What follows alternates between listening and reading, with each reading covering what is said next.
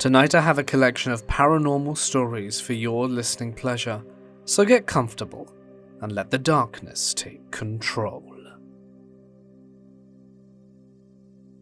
Growing up, my family became acquainted with this husband and wife who bought an old Victorian home my parents originally looked at when we moved to the area. My parents hit it off really well with them, and my family basically helped these two friends of ours fix up the place and completely remodeled it together over the span of a few years. Really great people who my family have loved and trusted for decades. They're practically family, and they don't have kids, so it's like they've been my aunt and uncle for most of my life now. My parents are from the deep south, and always joked with their friends about the home they purchased being super haunted. The wife, Terry, and the husband, Dan, both grew up in the Catholic Church and held a lot of resentment towards it and were agnostic. They didn't believe in any of the stuff my parents joked about and openly mocked the idea of it, for as long as they could at least. For the first few months that Terry and Dan moved in, they actually had to live on the first floor of the home, because it was the only room that was suitable, with this small room off the kitchen which was on the back of the house. This was actually a servant's quarter, and it was very creepy. It was small, had one door into it from the kitchen, and one door out to the back of the house to the backyard. The strangest part was that it had this wooden spiral staircase in a closet. One of the closet doors in the room opened to a small spiral staircase that was entirely enclosed in this dark space to the second and third floor. It was weird but not uncommon with a higher-end Victorian home that needed servants' quarters back in the day. Anyway, no one liked that staircase. After the first month or so, the staircase started making noises at night. It was mostly creaking and some squeaking that would wake both Terry and Dan up. But one night, they woke up to footsteps and a loud cough coming from the closet staircase. They both thought it was an intruder, so Dan scrambled to the closet up the staircase with a flashlight and hammer, only to find nothing. He checked some of the exits at the top of the staircase into the unfinished upper floors, but there was nothing. When they told my parents, Dan told them there weren't any footprints on all the dusty steps of the stairs, and it was cold in there at night, and chalked it up to the stairs expanding and making some old beams pop and squeak. They went back to bed that night, but every once in a while they'd wake up to the same thing, and Dan would go there to find nothing. We found out though that one time, Terry went up there with him, and she said that the upper floor rooms smelled heavily of tobacco and vanilla, and they had never smelled it that way during the day or before. Again, never any footsteps in the stair or the room they would check. Eventually they ended up tearing out the staircase altogether, as it had some moisture damage. During that time, they were living on the first floor. There were some other issues going on with their dog.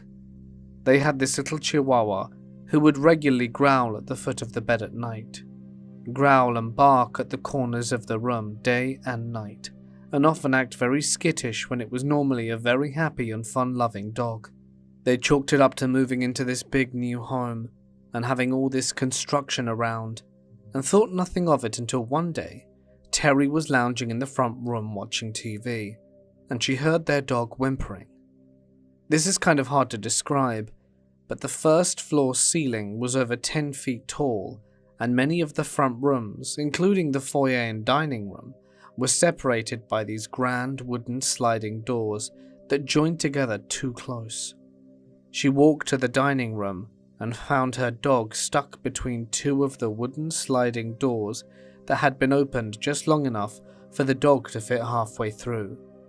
The dog was really happy though, and wagging its tail.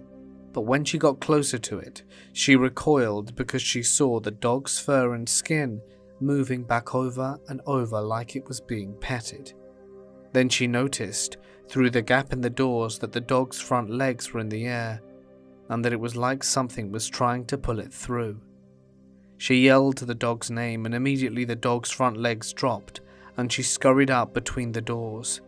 This never happened again, but by this point Terry was freaked out and my parents stopped the ghost jokes entirely. But it gets worse. Way worse. A few years into remodeling this place, they have their first 2 floors nearly done and are living on the 2nd floor, fixing up the basement and 3rd story before they move on to remodeling the outside of the house. During this time, things have calmed down for the most part. They still hear weird stuff at all times of the day, but it's a massive century-old home in the process of being remodeled. Noises happen. Terry and Dan are asleep at night on the 2nd floor. The entire 1st floor is done. Most of the 2nd floor is finished, and at this point the house is starting to feel like a home. Terry wakes up in the middle of the night to very loud sounds coming from the 1st floor. It was music, lots of talking and laughing. Basically, it sounded like a huge party was going on. She doesn't remember what the music sounded like, just that it and the people laughing are talking downstairs, and it was loud enough that she could feel the vibrations and resonance of the sounds directly below their bedroom. Then, it all just stops and goes silent before she hears sounds like there were a group of people walking up their grand staircase. This was a grand wooden staircase that has 2 different landings. I think you call it cantilevered. It sounds like 10 or more people are walking up the stairs together. By the time they make it to the 1st landing, it sounds like there are just a few people, and by the time the noise reaches the top of the stairs, it only sounds like 2.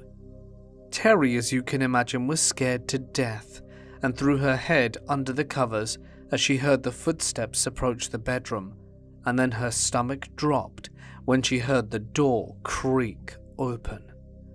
It was quiet at first, but then all of a sudden she heard talking. She said it sounded like a conversation going on the radio that was too low to hear, and then was turned up to room volume. Once the voices were loud enough to understand, she quickly realized the voices were talking about her, and they were just at the foot of the bed. She said she heard the voices of 2 different women, one old, one young. They sounded angry. They were saying awful things about Terry, how she looked, how she acted, what she wore. They went on to say more awful things and how she needed to leave the house. Terry snapped at that moment and pulled the covers off her face and screamed her husband's name. When she pulled off the covers, she saw a short old woman and a tall homely woman looking, who was thin and in her 30s or 40s.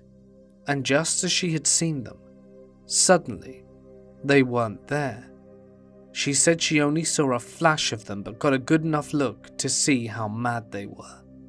Next thing that happened was her husband rolling over and saying, "Did you hear that?"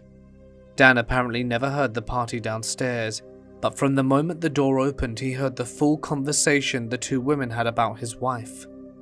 From that point on, Dan obviously knew something was going on, but he was a really stoic guy and just ignored it. If you don't think about it, it doesn't exist. Terry was fully aware she wasn't going insane, and there was indeed something very wrong with the house that she had no explanation for, and she was scared to live there from that point on, and felt watched in every room she was in. So now we get to the worst night, and I honestly don't know if it's even the entire story, as Terry does not often tell it, and what I heard was from my mum when I was old enough to hear it. If I didn't mention it before, her husband Dan worked construction. He was a mason and was doing a job about an hour and a half away from town, and ended up getting snowed in one winter during a bad blizzard we had in like '95, so this left Terry home alone that night during the blizzard, just in the house with their 2 dogs.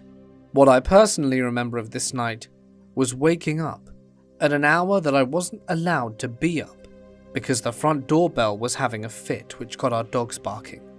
My dad happened to be out of town at the time too, So my mum went to the front door with a pistol and our dog and turned on the front porch to see Terry in a coat and her nightgown and rubber boots in hysterics. Sitting at the top of the stairs in my Teenage Mutant Ninja Turtle PJs, I heard Mum opening the door and Terry wailing and crying before peeking down and seeing her collapsed with my mum holding and rocking her. I don't remember how much time passed that night, but I do remember Terry calmed down and some police officers came over, and that's when my mum checked on me and put me back in bed. So years later, when I was old enough, I asked Mum about the story, and this is what my mum told me happened that night. Terry told her that she was in bed with their Chihuahua and their second dog that they had gotten by now, which was a bigger chocolate lab. The house is mostly remodeled at this point, and they turned that second floor bedroom into their master bedroom. It was time for bed, and she was watching the news when there was a loud boom and the house shakes. It sounded like the ceiling fell out of one of the rooms in the house, which was something they were always concerned about. The dogs get spooked and run out the room into the hallway barking, and as she's getting up out of bed to see what's happened, the door to the room just slams shut. She said there was an awful droning noise that hurt her ears, and the whole room filled with pressure, and every corner and edge of the room looked dark, like the room was lit, but for some reason the light wasn't reaching the entire room anymore. The TV started blaring static, her head was pounding, and she said the room just turned red, like someone snapped their fingers. I really have a hard time believing any of this, as I am an agnostic, but here's what she said happened next. She looks up at the light on the ceiling, and when the room turned red, she saw that the ceiling light was what had caused the change of color in the room. It was an old wired chandelier and had many electric candle holders, like bulbs on each spoke. Each candle bulb had changed into a Virgin Mary statuette glowing red. She screamed, and the statues began melting and dripping onto the bed. She was able to scramble to the door, and thankfully the door opened without a fuss. She ran downstairs, and when she made it to the second landing, something grabbed her and pushed her against the wall before she fell down the last few steps below the landing. She jumped into the boots and jacket next to the door and ran out into the blizzard scared out of her mind, leaving the front door wide open and the dogs behind. We lived about a 2-minute drive from her home, so it was probably a little over a mile, and that was honestly one of the biggest blizzards I've ever seen in my life in the Midwest. She ran hysterical through all of that to our front door in the middle of the night before collapsing in our foyer. My mum was convinced there was an intruder.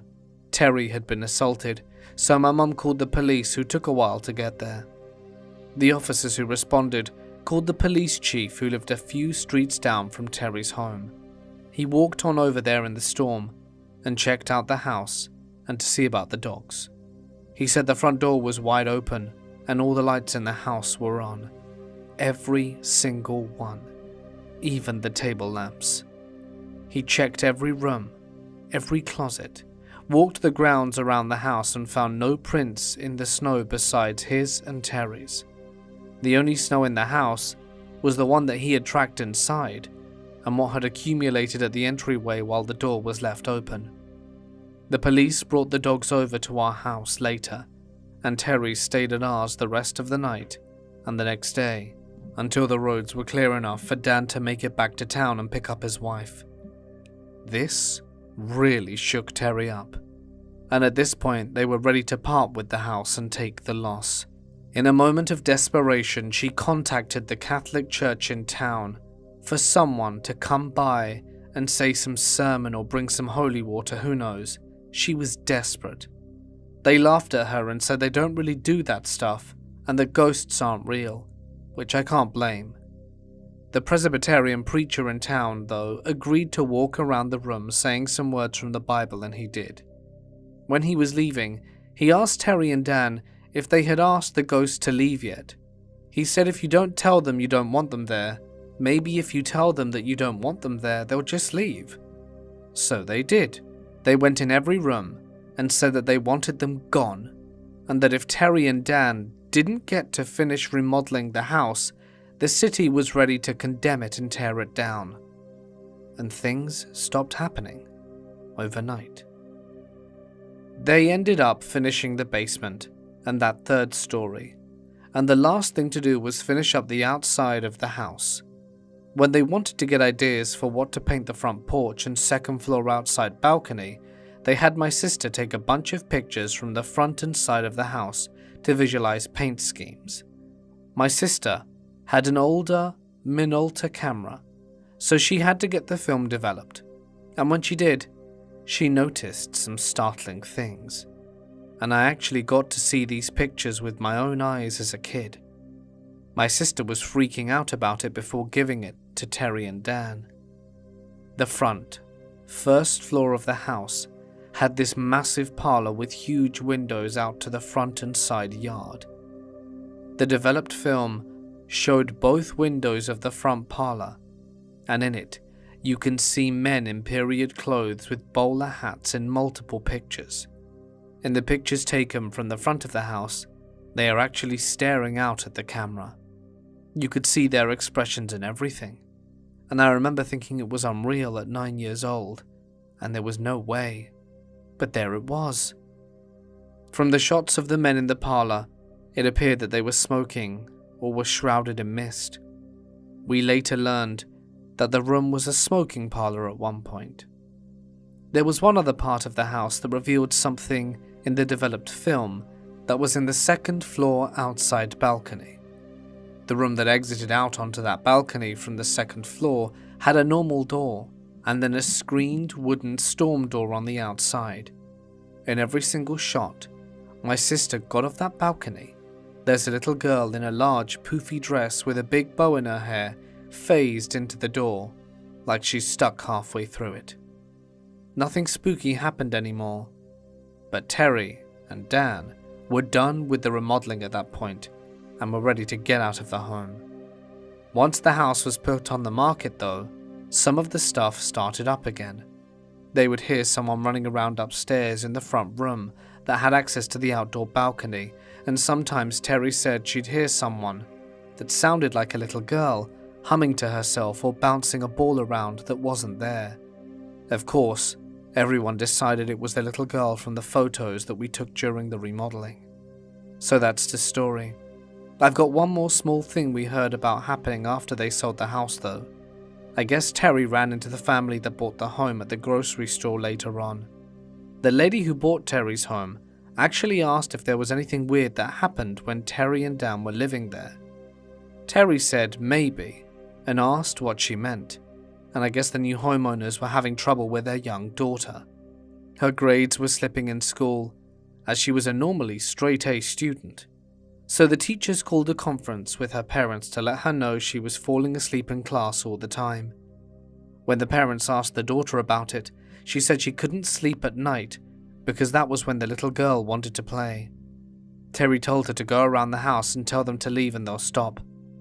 Never heard anything again about the house after that. There are some interesting things and details to still tell about the house. There was a room on the second floor that had something wrong with it. The room barely got finished, and I believed they turned it into a small spare bedroom. When you were in the room, you'd feel immediately like you needed to leave, and as a kid, if I went into that room, I'd feel anxious. Women mostly felt nauseous or dizzy. My dad and Dan both worked on the room together, but they finished it as quickly as they could. My dad doesn't scare, but even he said the room was weird feeling. Best way I can describe the room is it didn't feel safe to stay there too long, like something could happen to you at any moment if you didn't leave. So I never felt scared in the house, but anxious in that one room. I ran around the house by myself from like 6 to 9 and never felt afraid anywhere else. And I don't really believe in the paranormal, but as a kid I was superstitious. When we first moved into the area and were house searching, I was 3 years old. This is actually one of my oldest memories. I remember standing in the foyer of that dilapidated mansion and bringing in flowers that I'd picked from outside and setting them on that stair and talking to the ceiling. I don't remember what I said, just that I was doing something nice and whatever I did was appreciated. As a kid, I always attributed that moment to me being accepted by the house.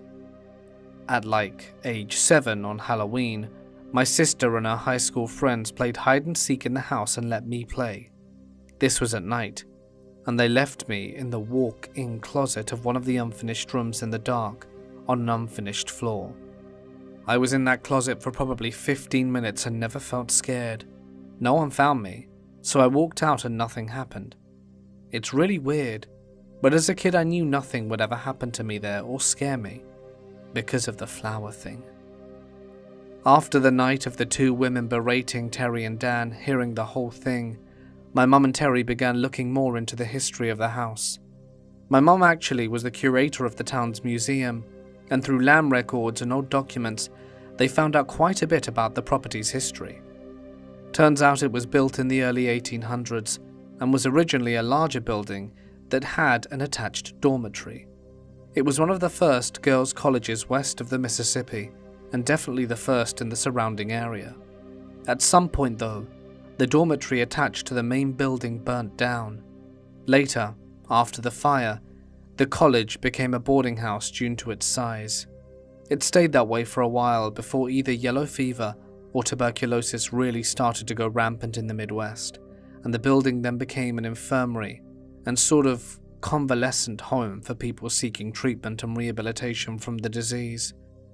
Right around the turn of the century, the rest of the buildings on the ground were demolished, and the main house was fixed up to be the mansion of a local landowner.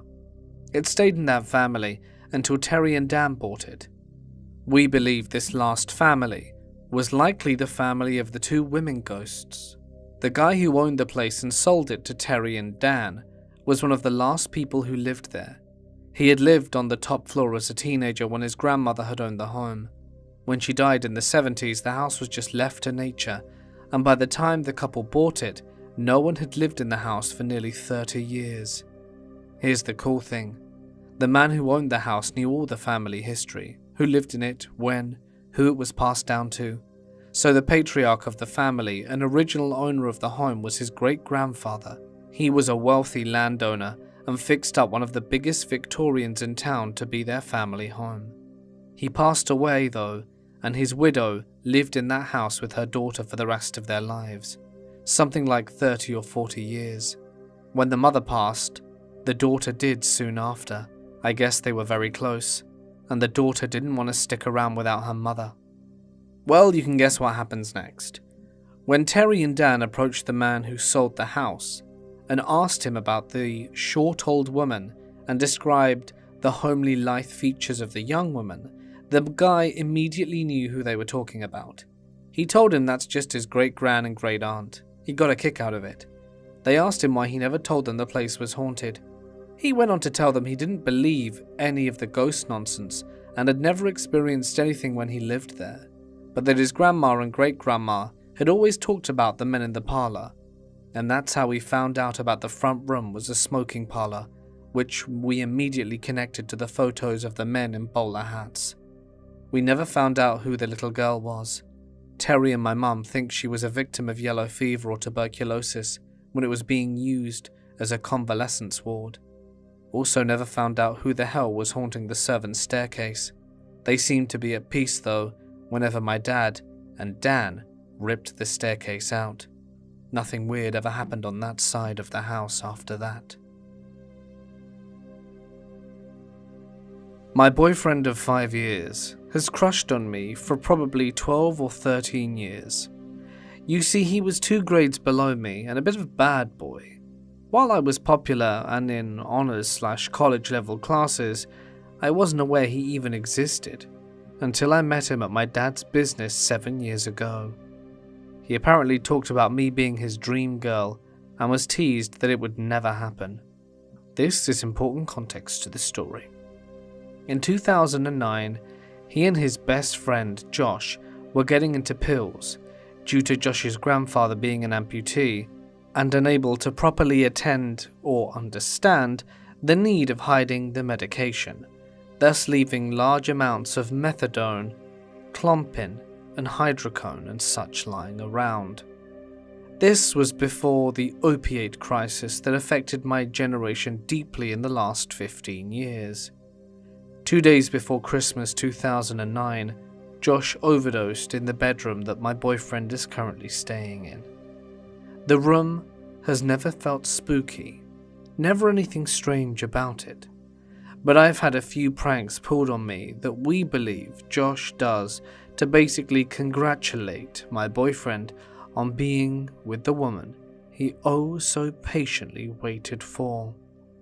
I've woken up to sticky notes completely covering my body, my drinks poured on the floor, and random objects moved right where I exit the bed so that I step on them first thing in the morning. I swear I've heard giggling. Each time I've angrily asked my boyfriend if he was messing with me, and I'm aware when he's lying. He always says no. We like to think it's Josh playing practical jokes, something he was known for. But this is nothing compared to what Josh did for me in 2017, which wasn't a prank, but saved my life. 4 years ago, I went into anaphylactic shock and lost the ability to speak or move my lower body. I was upstairs with a curved and steep staircase separating me from my phone. I remember crawling to the stairs, knowing it would be fatal if I smashed into the wall that the stairs led to before the turn, with very large, steep steps.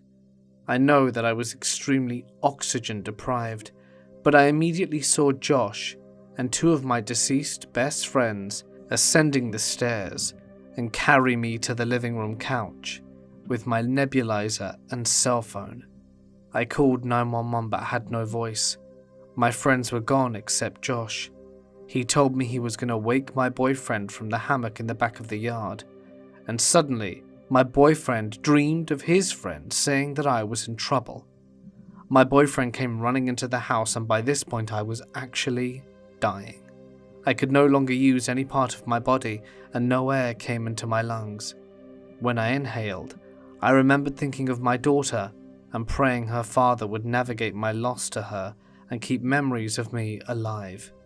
He actually died in a freak accident 8 months ago, so now I'm fulfilling that for him, but I digress. I struggled to remain conscious, but I was fading.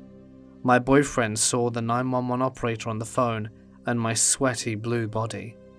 He told me he didn't think I was breathing, and by some absolute miracle there was an ambulance passing my neighborhood. The hospital and dispatch were half-hour away. This coincidence, plus my boyfriend's sudden premonition that I was hurt, saved my life. Josh and those EMTs saved my life. I remember the EMTs asking my boyfriend if I had overdosed, but I hadn't, and I thought of how Josh had died. I was babbling about how dead people were saving me after a large amount of epinephrine, so no wonder they thought I was high. The doctors and EMTs were baffled at how I managed to get down those stairs, or even stay alive long enough to get help. I had one bruise on my leg that was tiny, and that was it, and the worst headache I've ever had. Turns out I'm allergic to the latex in spray paint. I told them I just slid down the stairs, but that's not how I remembered it. The weird thing is I'd never met Josh when he was alive. I don't know how I recognized him or hallucinated him, but he looked exactly like the picture I was shown. I've had a few paranormal encounters, but my run-ins with Josh saved my life, and he never even knew me.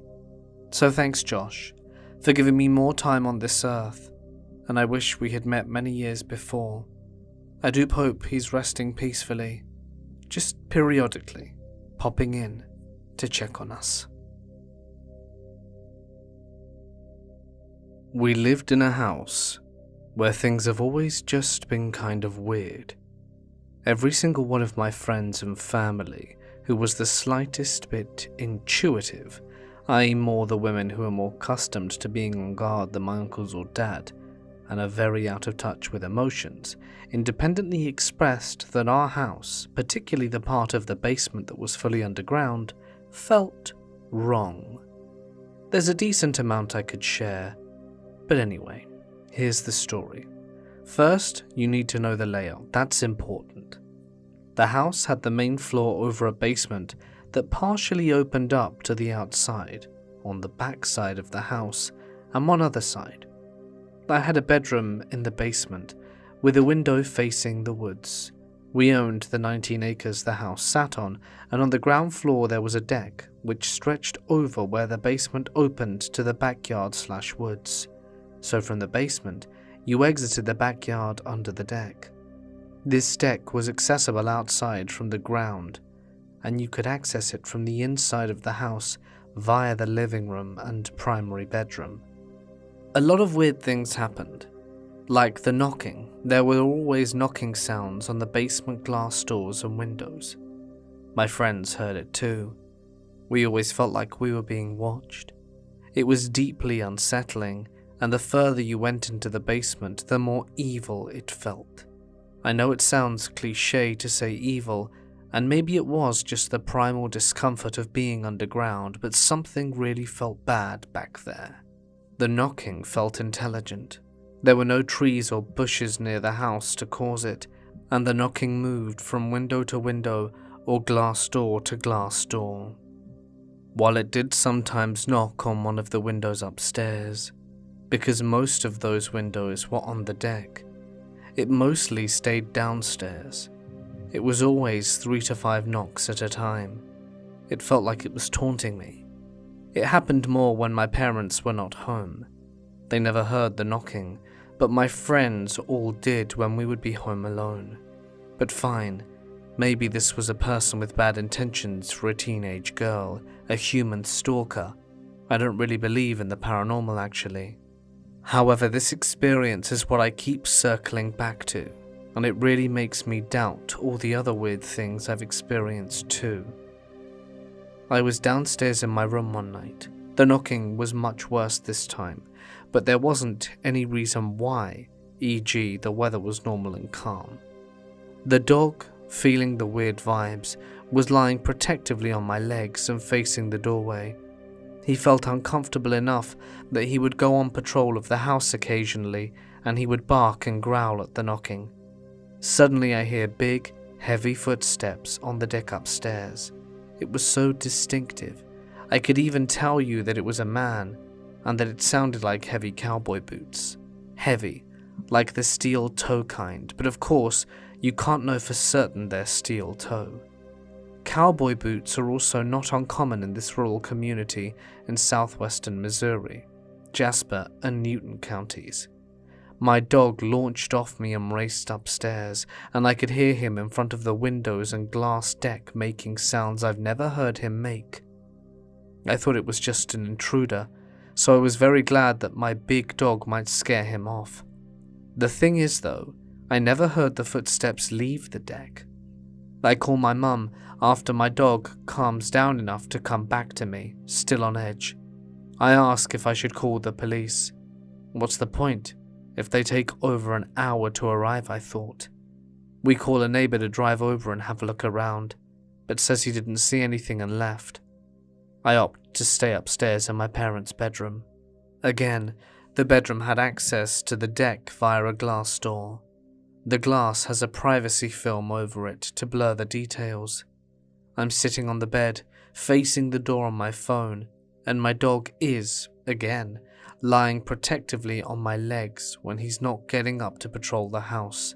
He's very on edge, and I'm starting to calm down when I hear him growl. It's not the typical growl I hear when, for example, a strange man comes over. A man I know but the dog doesn't like. It was more primal. I look up, and what I see terrifies me. There's a face in the window. Except, it doesn't have a face. It's pressed up against the glass and I can make out a white person-colored face, but I see no contours of any facial features. That's the thing that scared me most. Yes, there was a privacy blurring film on the window, but I should have been able to make out light and shadow where there should be eyes, a nose, or a mouth, but there was none. It was short too. It didn't turn away. It very slowly backs away, and I can't explain why, but I get the feeling that it wanted me to see it, and only left once it knew I had. There was another experience I suffered in the house. This was when there was a young child living with me. At first, she had a room in the basement. The room was kind of midway through the basement. The half of the basement that opened up to the outside felt tolerable, but the further back you went, the worse the basement felt. I always chalked it up to the primal fear of being underground. So this child's bedroom connected to the storm shelter and another bedroom that was deep underground. This child really fought sleep. I mean, kids fight sleep, but it got so bad we moved her to a bedroom upstairs because she would always complain about the shadows. I tried explaining to her the concept of what shadows are. We left night lights, but she was still so scared of the shadows. I've never known what she meant, and her early life was traumatic, so now she doesn't remember anything before like age 10, so she's never been able to articulate her experience. It's hard for me to know whether it was normal 5-year-old stuff, like being scared of the dark, or if something was tormenting her. She lived with us because her life circumstances were not right, so it was also harder to tell what was what trauma, and what was 5-year-old stuff and what was abnormal.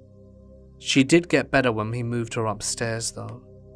Another time I was sleeping on the couch in the basement. There's a hallway behind where the couch is that goes into the deeper part of the basement.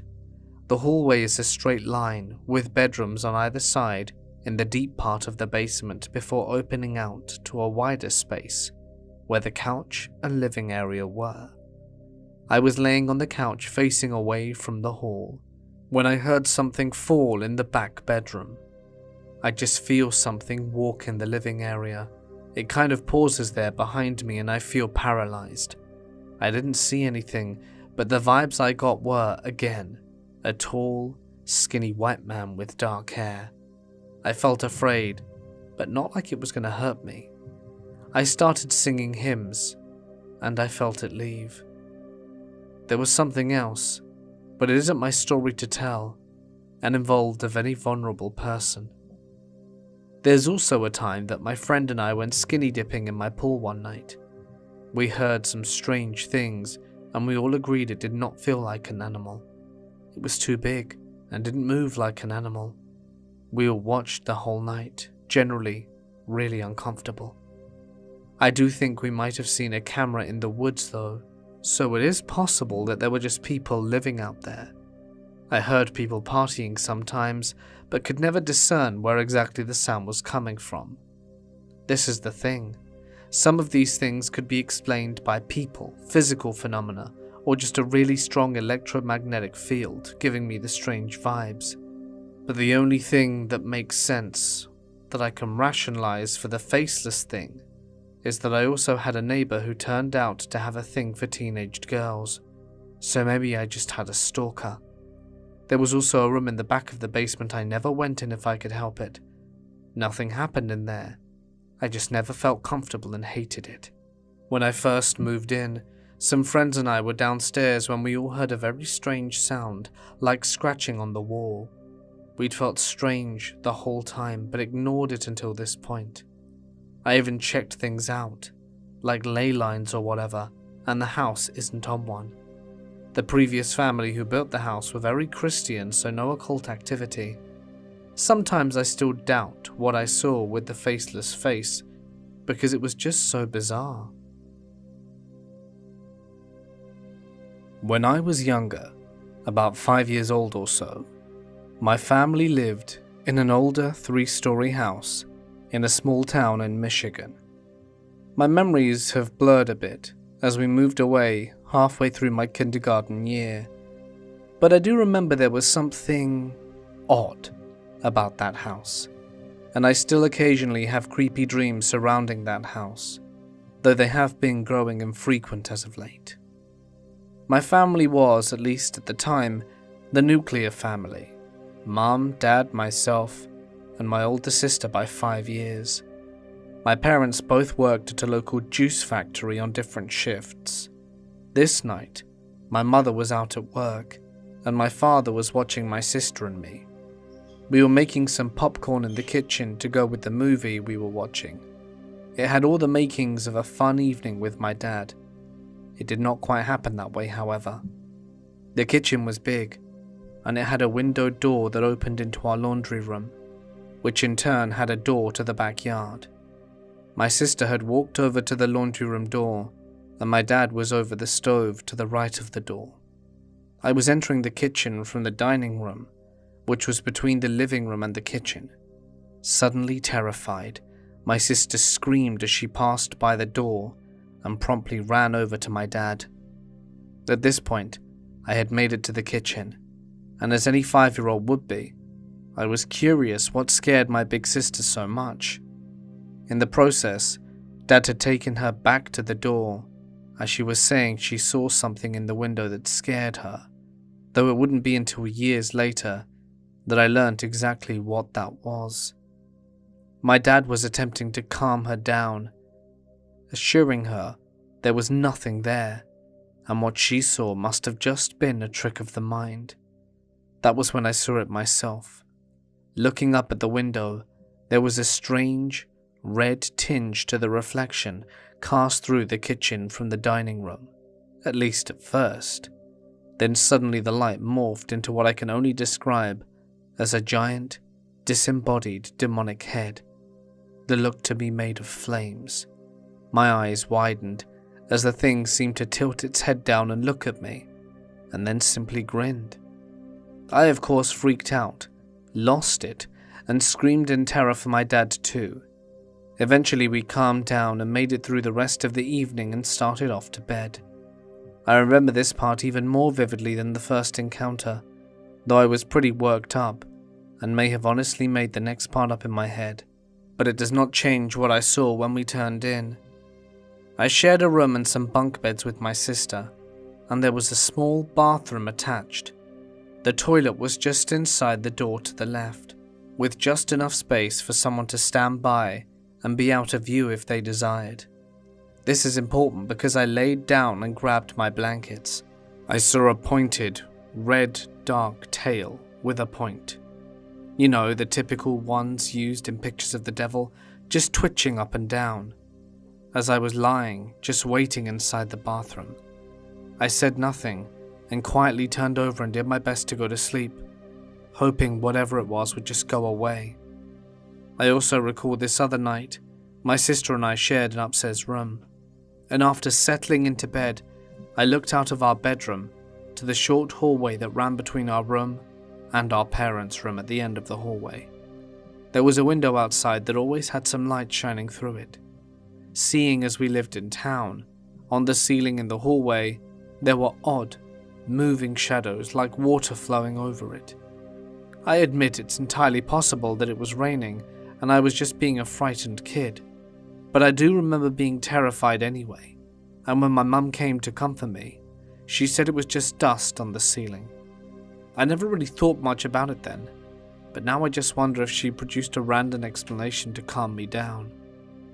Within the last few years, I would learn more from my family. We were talking about weird experiences and the topic of the house came up. My sister's terror had been due to her seeing her recently dead cat in the window.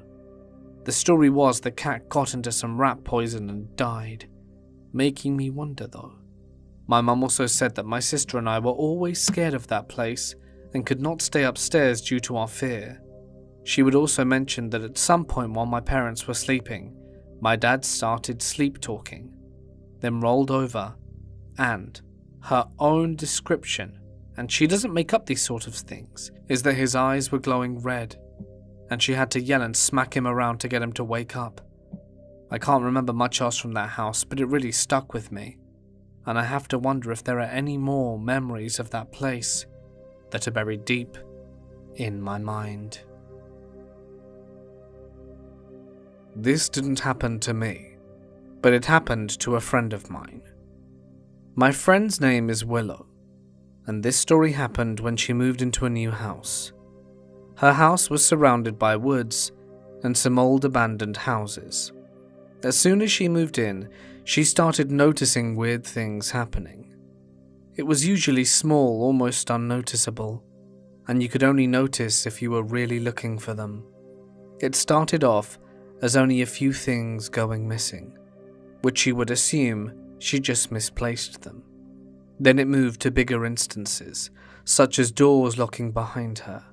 She was always creeped out and considered moving, but her parents always brushed it off as her imagination.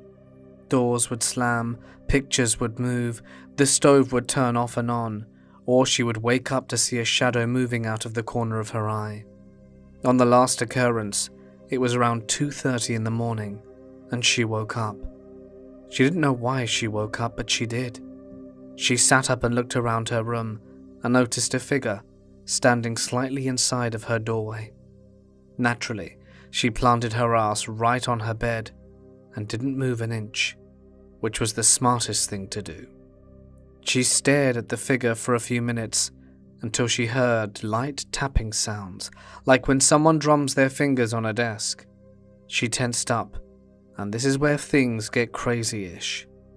This part sounds a bit stereotypical, I know, but all of a sudden she jerks out of bed. She doesn't see anyone because it's dark, but she feels hands on her head. Her hair is getting pulled, and she tries to scream but no noise comes out. She thrashed around, but suddenly she couldn't move. She got pulled all the way out to the living room, where whatever dropped her on the ground, and as she was looking in the darkness, a grey, strange face peered over her, grinning wide as hell. The mouth suddenly snarled and lunged towards her, and then, as the faces were right next to each other, about to touch, she woke up, gasping in her bed.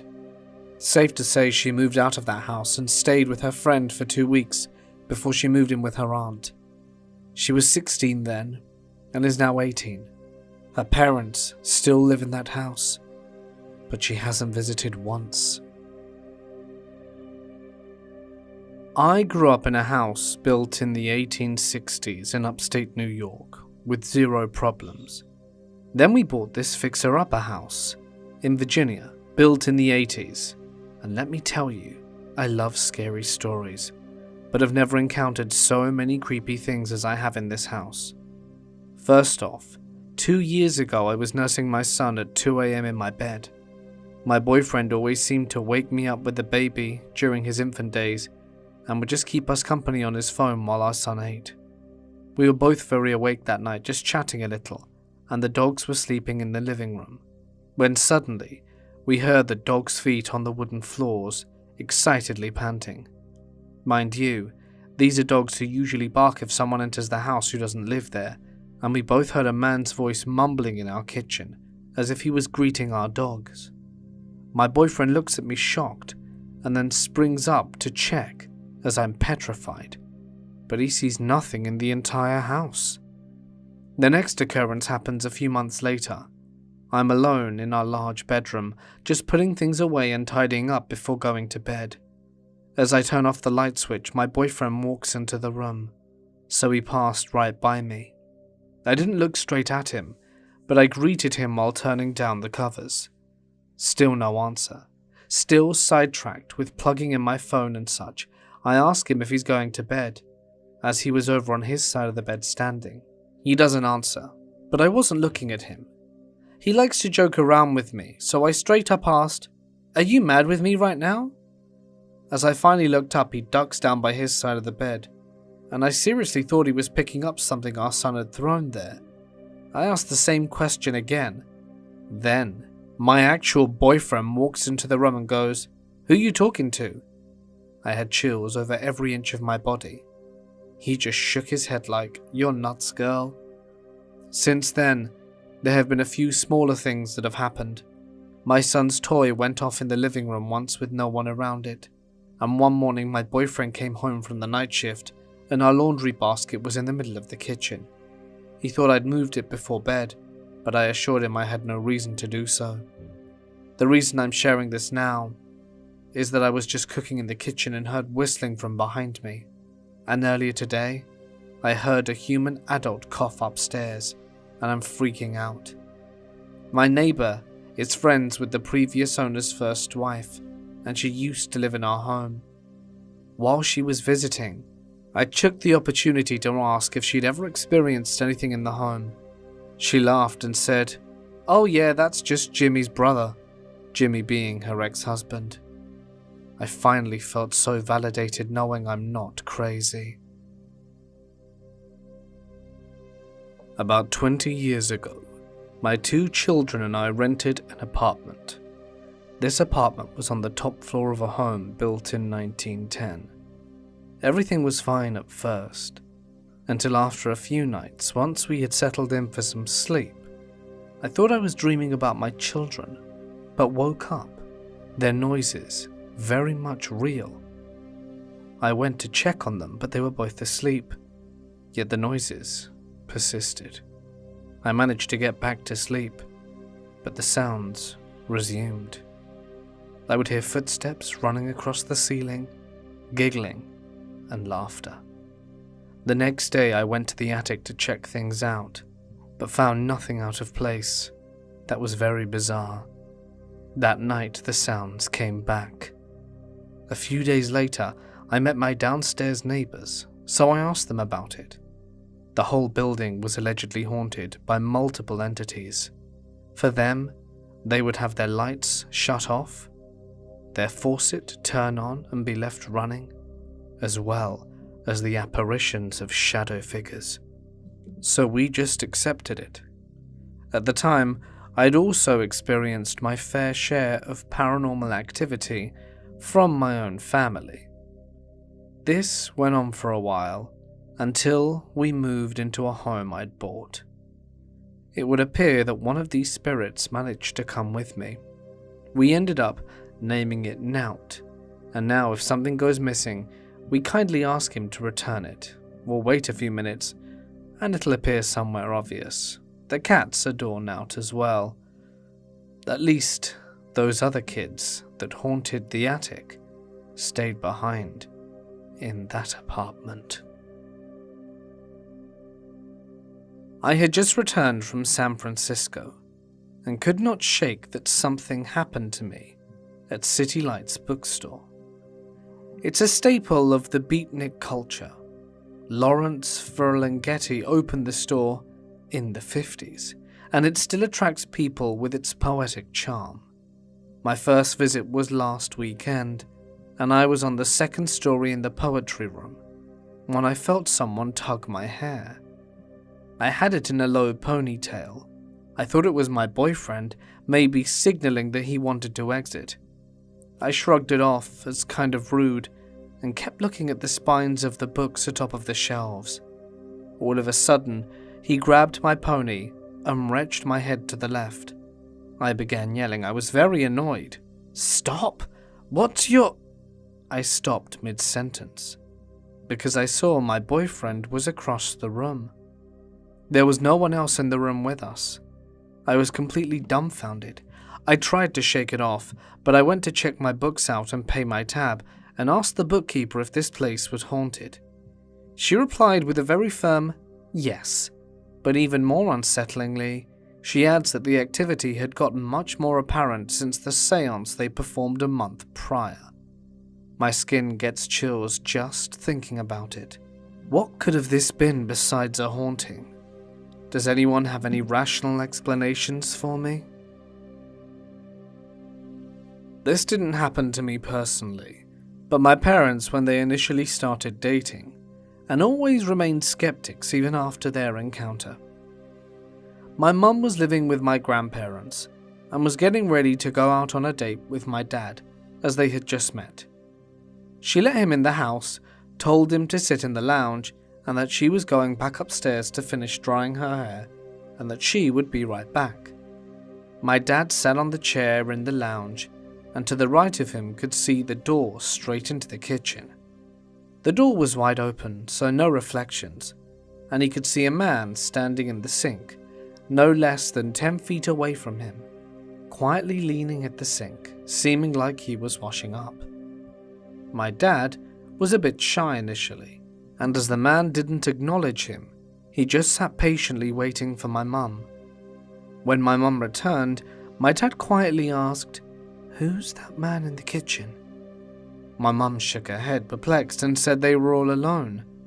Bear in mind, the stairs are in the kitchen, and my mum would have seen them on the way down if anyone was in there. They shrugged it off and thought nothing more of it.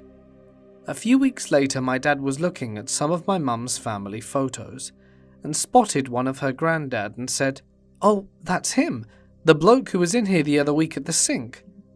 My mum asked him if he was sure, to which he said he was. My mum was in shock and revealed that her grandfather had died a few years earlier, and that is the person he claimed to have seen that evening. When I was 6 years old, my family was helping my grandmother move out of her apartment. When we were all done, my mother asked me to go get my red zip-up hoodie. I had left it in the back room and went through the entryway of the house past the kitchen and living room down the hall to the bedroom I left my jacket in. It wasn't there. I found the ivory crocodile figurine that my grandmother gave me in the bathroom. Then I walked through the hall as I passed the living room again. I saw my jacket in the middle of the floor and froze. There were 6 shadows walking around my jacket in a full circle. I was terrified and didn't know what to do. They must have made 2 full circles before I finally found some courage to move and turned towards the front door and started running. I swear I could feel them all stop and turn towards me, and I could feel someone trying to stop me running, but I kept going. Once I got out of the house, I ran to my mum crying. She said she believed me and that we had to leave right away, which is what we did. When I was younger, my uncle owned a really big house. One day I was home with his dogs, my grandmother and her friend, and they were sunbathing by the pool, and asked me to get something from inside the house.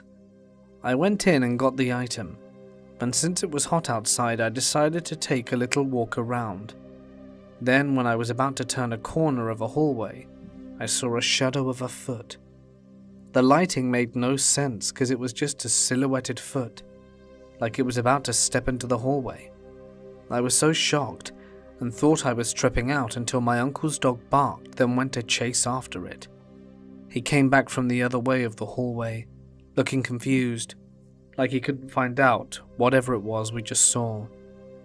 I was so scared I went to ask my grandma if anyone else was here, or if she'd invited someone, but she said she hadn't.